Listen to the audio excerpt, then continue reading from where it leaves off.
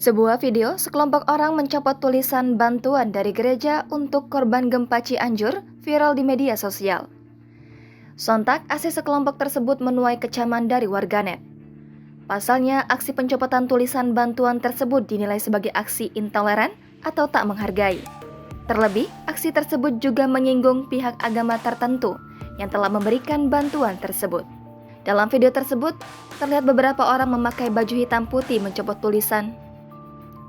tulisan bantuan di tanda pengungsian. Terdengar diduga seorang perekam menyebut aksinya melakukan pembongkaran. Terdengar pula orang yang menyahut dengan kata-kata seruan hancurkan.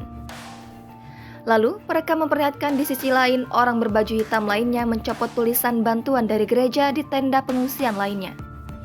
Seorang pria terlihat merekam aksi pencopotan tulisan bantuan tersebut seolah menyerukan tulisan bantuan dari gereja tak diperbolehkan. Dalam keterangannya, diketahui tenda pengungsian bantuan untuk korban gempa Cianjur tersebut dari tim aksi kemanusiaan Gereja Reformed Injil Indonesia.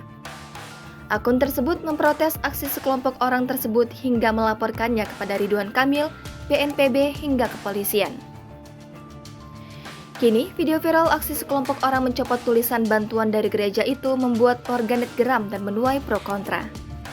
Sejumlah warga Cianjur pun ikut berkomentar atas aksi sekelompok orang tersebut.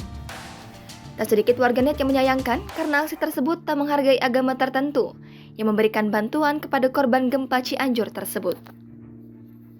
Ada juga warganet yang pro atas aksi sekelompok tersebut agar tidak membawa komunitas tertentu saat memberikan bantuan.